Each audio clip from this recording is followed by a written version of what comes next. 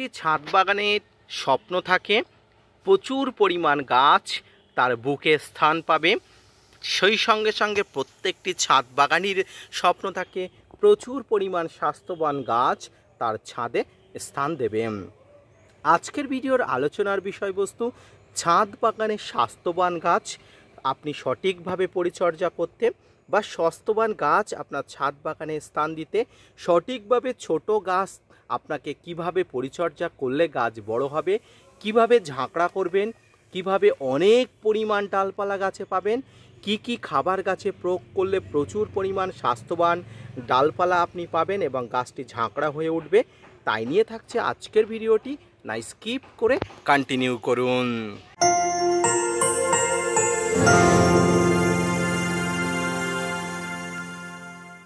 সম্মানীয় দর্শক বন্ধুরা, দেশ এবং দেশের বাইরে থেকে যেখান থেকে আমার ভিডিওটি কন্টিনিউ করেছেন প্রত্যেককে gardener tips with Kamal YouTube চ্যানেলে স্বাগতম। দেখুন, এই মুহূর্তে আমার একটা ছোট্ট সাদা জাম গাছ, আপনারা গাছটি একদম ছোট্ট, এর আগেও ভিডিওটি দেখেছেন, কিন্তু গাছটি ঝাঁকড়া আপনাদের একবার দেখাবো। কত সুন্দর ঝাঁকড়া অর্থাৎ স্বাস্থ্যবান একটি গাছ। এই ধরনের গাছ কিন্তু সব ছাদ বাগানে চাই, কিন্তু করতে পারে না। অনেকে বলেন যে কিভাবে গাছগুলোকে আমরা পরিচর্যা করব, কিভাবে গাছগুলোকে ঝাঁকড়া করব, কিভাবে গাছে খাবার দিলে গাছের স্বাস্থ্যবান হয়ে উঠবে। সম্মানীয় দর্শক শ্রোতা বন্ধুগণ, শুধুমাত্র ছাদে গাছ রোপণ করে দিলেই যে গাছ প্রচুর পরিমাণ স্বাস্থ্যবান হয় তেমনটি নয়। গাছ প্রাকৃতিক নিয়মে বড় হয়ে ওঠে, কিন্তু এই প্রাকৃতিক নিয়মের সঙ্গেও আপনার কিছু পরিচর্যা কিন্তু গাছকে দিতে হবে। কি পরিচর্যা দিতে হবে? সঠিকভাবে গাছের খাবার প্রদান, গাছের সঠিকভাবে কীটপতঙ্গ এবং ফাঙ্গাসের আক্রমণকে প্রতিহত, এছাড়া গাছকে ঝাঁকড়া করতে, গাছের ডালপালা বাড়াতে সঠিক সময়ে গাছকে প্রুন করা। এবারে বলি গাছের প্রথমেই বলি খাবার দেওয়ার প্রয়োগ। যে কোনো গাছের বেঁচে থাকার জন্য মানুষের মতো প্রয়োজন খাবার দেওয়া। মানুষের যেমন খাবার না পেলে অপুষ্টিজনিত অভাব ভোগে, ঠিক তেমনি গাছের খাবার না দিলে গাছ বৃদ্ধি হয় না, গাছ একদম কিন্তু স্বাস্থ্য ভালো হয় না এবং ধীরে ধীরে কিন্তু গাছ মারা যাবার উপক্রম হয়। কিন্তু যখনই গাছে নিয়মিত খাবার দেবেন, গাছের স্বাস্থ্য ভালো থাকবে, গাছ সুন্দরভাবে বেড়ে উঠবে এবং সঙ্গে রইল গাছের ডালপালা বাড়ানো। এই খাবারটি প্রতি 2.5 থেকে 3 মাস অন্তর অন্তর আপনাকে প্রোভাইড করতে হয়। কি খাবার দিতে হয়? এই খাবারের মধ্যে থাকে শিংকুচি, নিমখোল, হাড়গুঁড়ো, ভার্মিকম্পোস্ট, সর্ষের খোল, বাদাম খোল, এসওপি, ফাঙ্গিসাইড, বিভিন্ন ধরনের মাইক্রোনিউট্রিয়েন্ট বা অনুখাদ্য। এগুলো আপনার ছাদ বাগানে একত্রে কিন্তু গাছের গোড়াতে দিতে হয়। ছোট থেকে বড় গাছের উচ্চতা, টবের মাটি, আয়তন বুঝে টবের মাটিতে কিন্তু খাবারগুলো প্রয়োগ করতে হয়। প্রতি 2.5 থেকে 3 মাস অন্তর অন্তর যদি আপনি খাবার প্রয়োগ করেন, গাছের উৎপন্ন শক্তি কোনো প্রকার অপচয় হবে না, আপনার সব কিছু গাছের উপর দিয়েই কিন্তু প্রকাশ পাবে। এবার আসি গাছের বিভিন্ন ধরনের রোগ বালাই ব্যাধিকে কিভাবে আপনি দেখভাল করবেন। গাছের রোগ বালাই ব্যাধি এগুলোকে দেখভাল করার জন্য আপনাকে অবশ্যই কীটনাশক এবং ফাঙ্গিসাইডের সাহায্য নিতে হবে।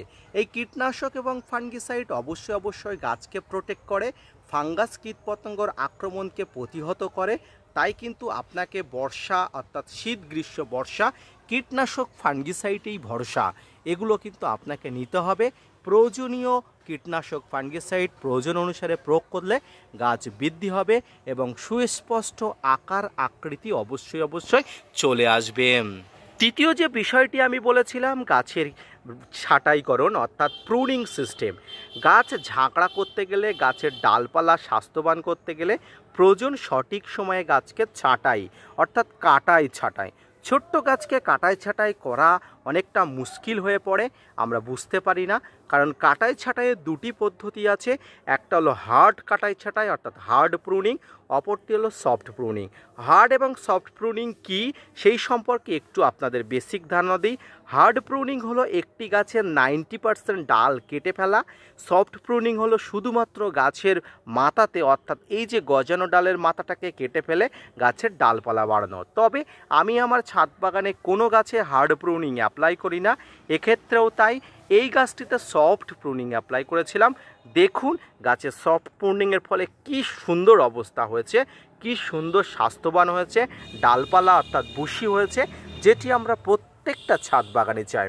গাছের প্রত্যেকটি ডালপালার উপর থেকে যদি আপনি সামান্যতম নখ দিয়ে কেটে দিতে পারেন, তাহলে তার পাশ দিয়ে যে সমস্ত ডালপালা বার হবে, এই ডালপালাগুলো বুশি হবে, ঝাঁকড়া হবে।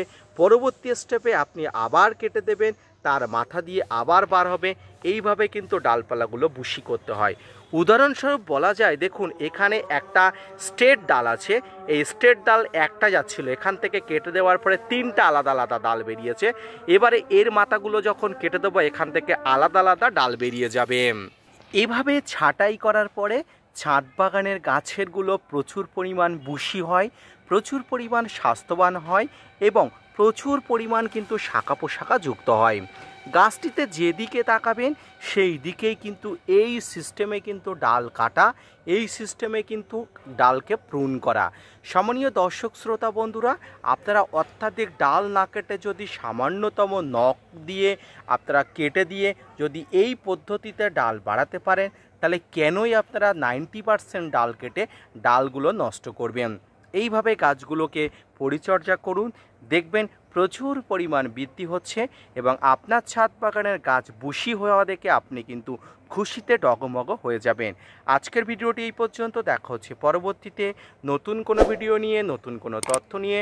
ততক্ষণ সুস্থ থাকুন, ভালো থাকুন আর gardener tips with Kamal YouTube চ্যানেলের সঙ্গে থাকুন।